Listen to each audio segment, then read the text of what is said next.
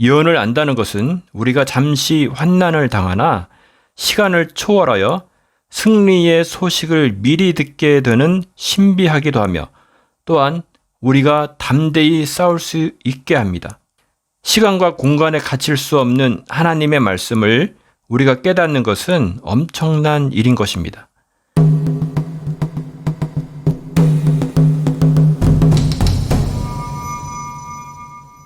오늘은 다니엘이 본 환상 중에서 다니엘 7장에 있는 네 짐승에 관해서 같이 나눠보도록 하겠습니다. 이것은 다빈치 코드의 비밀을 푸는 것이 아닙니다.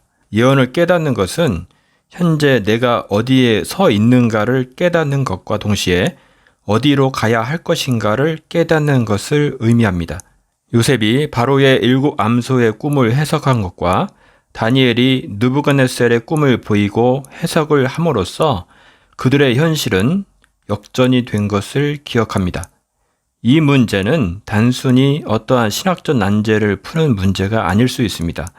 어쩌면 다니엘을 번뇌케 했던 이 예언의 말씀이 그리스도인을 역전시키고 이 대한민국과 온 인류의 역전이 될 수 있는 중요한 터닝포인트 사건이 될 것입니다. 마지막 때를 살아가는 우리에게 꼭 필요한 것은 하나님의 말씀입니다. 그 중에서도 마지막 때를 등불처럼 밝히는 예언이 중요한 시대입니다. 베드로후서 1장 19절부터 21절 말씀입니다. 또 우리에게는 더 확실한 예언이 있어 어두운 데를 비추는 등불과 같으니 날이 새어 샛별이 너희 마음에 떠오르기까지 너희가 이것을 주의하는 것이 옳으니라. 먼저 알 것은 성경의 모든 예언은 사사로이 풀 것이 아니니 예언은 언제든지 사람의 뜻으로 낸 것이 아니요 오직 성령의 감동하심을 받은 사람들이 하나님께 받아 말한 것입니다. 이 예언의 말씀은 우리가 이 땅이 아니라 하나님 나라에 소망을 두게 합니다. 앞으로 이 땅에 일어날 일들을 아는 것이기에 이 땅에는 소망이 없음을 깨닫기 때문입니다. 이 예언의 말씀은 우리를 담대하게 만듭니다. 예언을 안다는 것은 우리가 잠시 환난을 당하나 시간을 초월하여 승리의 소식을 미리 듣게 되는 신비하기도 하며 또한 우리가 담대히 싸울 수 있게 합니다. 시간과 공간에 갇힐 수 없는 하나님의 말씀을 우리가 깨닫는 것은 엄청난 일인 것입니다. 그동안 마지막 때 예언은 마치 이단만의 전용 소유물인 것처럼 여겨져 왔습니다. 읽은 말씀처럼 모든 예언은 사사로이 풀 것이 아니라고 하셨습니다. 하나님의 말씀을 정말 두려운 말씀으로 여기고 성령님의 인도하심이 있길 기도합니다. 그동안 기독교에서는 다미 선교회의 충격으로 마지막 때에 관해 논하는 것조차 금기시된 상황입니다. 그러나 이단은 이것과는 무관하게 독버섯과 같은 종말론을 내세워 수많은 영혼들을 빼앗아 가버렸습니다. 그래서 이제는 더 늦기 전에 이 마지막 때에 관한 예언이나 여러 신학적 견해들에 대해 말하는 것조차 금기시할 것이 아니라 건강하게 탐구하고 공부하며 토론할 수 있는 장이 필요한 시점이라 생각합니다. 지금부터 영상을 통해 기존의 다니엘 네 짐승에 관해 해석한 것에 대해 질문하거나 의견들을 구할 것입니다. 이것의 목적은 특정인을 공격하라는 것이 아니라 건강한 영적 교류와 서로 간의 성장을 도모하며 질문과 토론을 자유롭게 할 수 있는 문화를 만들려는 순수한 목적임을 밝힙니다. 또한 인터넷 유튜브는 익명성이 보장되는 공간입니다. 그러나 질문자는 익명이고 질문을 받는 분은 실명이 되면 질문을 받는 분의 입장에서는 기분이 썩 좋지 않으시리라 생각도 됩니다. 그러하기에 정보 메뉴에 제 소통 이메일을 공개하고 있으니 그쪽으로 연락을 주시면 저의 개인정보도 공개하도록 하겠습니다. 저는 모태신앙으로 일반 성도이고 컴퓨터 IT 분야를 30년 넘게 사업을 해오면서 하나님을 인격적으로 말씀을 통해서 만났고 예수 그리스도를 주로 시인하며 증거하기 위해 노력하고 있습니다. 그러나 신앙생활을 하면서 특별히 마지막 때와 관련된 다니엘이나 계시록과 같은 예언서들에 대해서 교회에서 설교를 하지 않음에 답답해했고 그 어느 누구와도 이와 관련해 상의나 토론을 할 수 있는 장이 없음에 한탄해하고 있었습니다. 그래서 부족한 저희지만 이러한 이슈를 한국 교회에 던집니다. 첫째로 이 다니엘 네 짐승 환상에 관해 어느 정도 이해하고 있는지에 대해 설문조사를 했었는데 내용을 같이 나누겠습니다. 2020년 6월 29일부터 7월 8일까지 10일간 진행하였고 총 530명이 투표에 참여하였습니다. 결과는 다음과 같습니다. 첫 번째, 많은 것을 이해하고 알고 있다가 28%, 두 번째, 조금은 들어보았지만 자세히는 이해하지 못한다가 46%, 세 번째, 거의 들어보지 못했고 잘 모르고 있다가 26%로 결과가 나왔습니다. 거의 모르거나 자세히 이해하지 못한다는 부류가 거의 72%로 대다수가 모르고 있었습니다. 거의 충격적인 결과입니다. 그래도 저희 방송을 구독하시는 분들은 대부분 크리스찬이실 텐데 예상은 했지만 이렇게 심각할 줄은 몰랐습니다. 이런 결과를 얻게 된 가장 큰 이유는 건강한 대화의 장이 없는 것이 가장 큰 문제라고 생각합니다. 지금은 세상 사람들조차도 마지막 때라고 이야기를 하고 있습니다. 그러나 진작 수많은 크리스찬들이 지금이 마지막 때라는 것에 대해 일부를 제외한 나머지는 명확한 성경적 답변을 못하고 있는 실정입니다. 그 이유는 신학적으로 그 문제에 대해 명확히 해석하고 풀이를 해줘야 하는데 그렇지 못하고 있기 때문입니다. 그러면 이 영상 제작의 취지에 대해서 이야기를 했기 때문에 본론으로 들어가겠습니다. 다니엘 7장에 다니엘이 본 네 짐승에 관한 해석에 관해 조사를 해보니 몇 가지 견해들이 있었습니다. 저는 이번 영상을 제작하면서 많은 자료들을 비교 분석해 보았습니다. 특별히 정통교단과 이단들의 주장까지도 조사를 했었습니다. 정통교단과 이단인 하나님의 교회인 안산홍의 주장을 분석했는데 같은 견해로 해석하고 있었습니다. 이단 신천지도 분석을 했는데 그들의 주장은 너무 설득력이 없고 분석할 가치를 느끼지 못해 분석을 중단했었습니다. 이로써 특정 해석이 전통과 이단을 구분하는 기준이 아님을 알 수가 있었습니다. 물론 정통교단이라고 모두 과거주의로 해석을 하는 것은 아니었으며 조금씩은 다르지만 현재 존재하는 국가로 해석하는 목사님들이 계셨습니다. 그 중에서 가장 많고 주류로 보이는 해석으로는 다음과 같습니다. 이 해석의 참조는 CBS 성서학당 프로그램에서 다니엘 8강 송태근 목사 네 짐승의 환상이라는 영상을 참조하였습니다. 또한 해석의 자세한 설명은 이 영상에서는 넣지 않고 링크만 남기도록 하겠습니다. 해석의 가장 핵심적인 부분만 소개하면 다음과 같습니다. 첫째로 독수리의 날개를 가진 사자는 바벨론으로 해석을 했고 둘째로 몸 한쪽을 든 곰은 메데 바사 페르시아로 해석을 했고 셋째 새의 날개에 넷이 달렸으며 머리가 넷인 표범은 헬라어로 해석을 했고 넷째 무섭고 놀라우며 새로 된 큰 이가 있고 10뿔이 달린 짐승은 로마로 해석을 했지만 아직 일어나지 않은 제국으로 영적인 것을 암시하는지 잘 보아야 한다고 해석을 했습니다. 송태근 목사님께 질문합니다.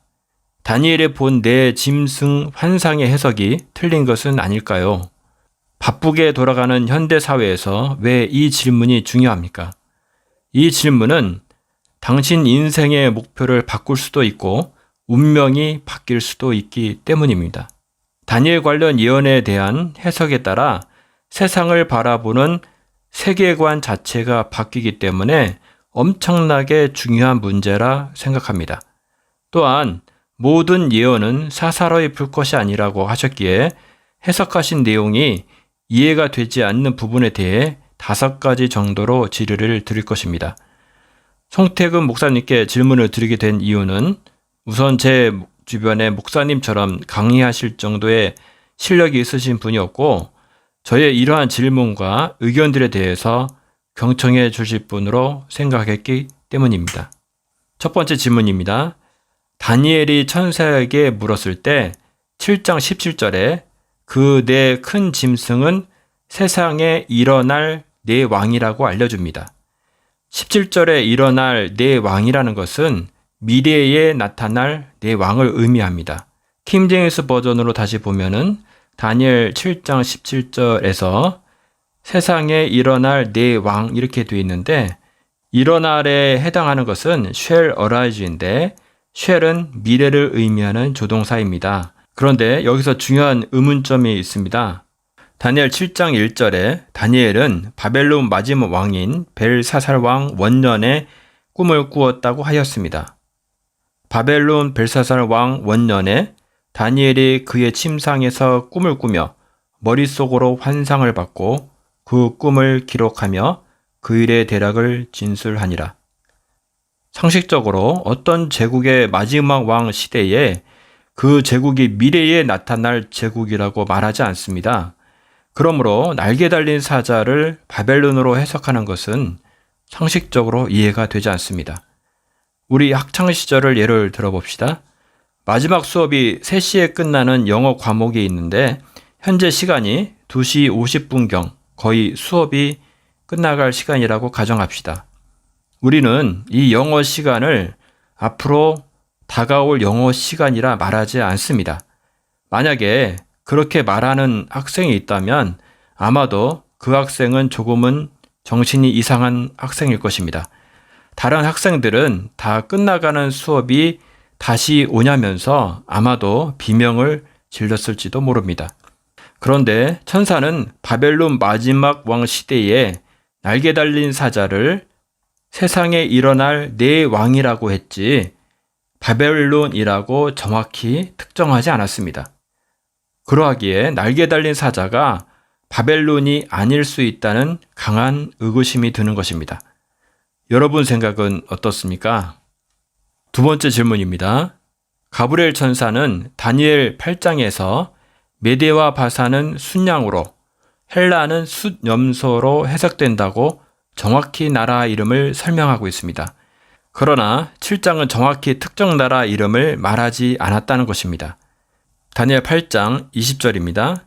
내가 본 바 두 뿔 가진 순양은 곧 메대와 바사 왕들이요. 21절 털이 많은 순염소는 곧 헬라 왕이요. 그의 두 눈 사이에 있는 큰 뿔은 곧 그 첫째 왕이요. 그럼 바로 앞장인 7장에서 고물 메대 바사로 표범을 헬라로 해석하는 것은 이상하다고 생각할 수밖에 없습니다. 특정 나라를 상징하는 동물이 7장과 8장에서 달라진다면 둘 중에 하나는 틀릴 가능성이 많을 것입니다. 그런데 8장은 천사가 직접 상징을 풀이한 것이고 7장의 상징을 풀이한 것은 사람이 한 것입니다. 즉, 곰을 메대 바사로 해석하고 표범을 헬라로 해석한 것은 천사의 해석과 배치되기에 틀린 해석으로 생각됩니다. 여러분의 생각은 어떻습니까? 세 번째 질문입니다. 다니엘은 느부갓네살의 꿈을 보여주고 신상의 머리는 바벨론이라고 해석을 해줬습니다. 그런데 다니엘 자신이 직접 본 환상이 느부갓네살의 꿈의 해석과 유사한 것이라면 다니엘이 번민했을까라는 의문이 듭니다. 꿈에 나타나는 등장 요소만 다를 뿐 어차피 바벨론, 메데, 바사, 헬라, 로마로 이어지는 같은 맥락이라면 지혜의 사람인 다니엘이 깨닫지 못하고 번민까지 했다는 것은 설득력이 떨어지는 해석이라 생각합니다. 바벨론의 상징이 날개 달린 사자인 것은 그 시대를 살았던 다니엘이 모르지 않았을 것이고 자신이 본 날개 달린 사자가 바벨론이라고 직감하지 못했기에 번민했을 것으로 추측합니다. 이러한 이유로 날개 달린 사자를 바벨론으로 해석하는 것은 타당하지 않다고 생각합니다. 네 번째 질문입니다. 마지막 때임을 알리는 다니엘 12장 4절 말씀은 마지막 때까지 이 말을 간수하고 봉함하라고 합니다. 제차 천사는 9절에서 이 말을 마지막 때까지 간수하고 봉함할 것이라고 강조하고 있습니다. 다니엘 12장 4절입니다. 다니엘아, 마지막 때까지 이 말을 간수하고 이 글을 봉함하라. 많은 사람이 빨리 왕래하며 지식이 더하리라. 9절입니다. 그가 이르되 다니엘아 갈지어다. 이 말은 마지막 때까지 간수하고 봉함할 것임이니라. 마지막 때까지 간수하고 봉함한다고 하는 이 말씀은 내 짐승의 나라는 세상의 마지막 때까지 현존하는 나라라는 것을 설명하는 것이 아닐까요? 해석하신 바벨론부터 로마는 현재 전부 망하고 사라진 제국들입니다. 바벨론이나 로마 시대는 마지막 때가 아닌 과거이기에 이 해석에 문제가 있다고 생각합니다. 또한 사람이 빨리 왕래하며 지식이 더한다고 한 것은 마차를 타고 다녔던 바벨론 로마 시대가 아닌 현재나 미래에 나타날 나라일 것이라고 해야 설득력이 있을 것입니다. 여러분의 생각은 어떻습니까? 마지막 5번째 질문입니다. 사자 곰 표범은 바벨론, 메데, 바사, 헬라로 해석하고 이 땅에서 사라진 제국입니다. 4번째 짐승은 단순히 로마가 아니라 아직 일어나지 않은 영적인 의미를 내포하고 있다고 해석하고 있습니다. 그런데 네 짐승은 바다에서 순차적으로 또는 띄엄띄엄 나온 것이 아니고 7장 3절의 설명은 네 짐승이 한꺼번에 나왔는데 그 모양을 보니 각각 다르다고 증언하고 있는 것입니다. 다니엘 7장 3절입니다. 큰 짐승 넷이 바다에서 나왔는데 그 모양이 각각 다르더라. 그러므로 첫 번째부터 네 번째 짐승은 한꺼번에 나타난 제국이 아닌 순차적으로 나타났다. 이미 역사 속으로 사라진 제국으로 해석하고 동시에 네 번째 짐승을 아직 나타나지 않은 미래의 제국 또는 어떤 영적인 것으로 해석하는 것은 무리가 있다고 생각합니다. 26절에 의하면 마지막 네 번째 짐승은 심판에 의해 멸망할 것이라고 말씀하시므로 이 다니엘이 본 네 짐승은 마지막 때에 일어날 나라로 해석하는 것이 맞지 않을까 생각합니다. 다니엘 7장 26절입니다. 그러나 심판이 시작되면 그는 권세를 빼앗기고 완전히 멸망할 것이요. 즉 다니엘이 본 네 짐승은 마지막 때에 나타날 나라들이고 같은 시대에 나타나는 나라들로 해석하는 것이 타당하지 않을까 생각합니다. 여러분의 생각은 어떻습니까? CBS 성서학당에 나온 송태근 목사님의 강의 내용 중 일부를 발췌했습니다. 저작권 문제 때문에 영상은 못 보여드리고 영상 링크를 같이 올려드리겠습니다.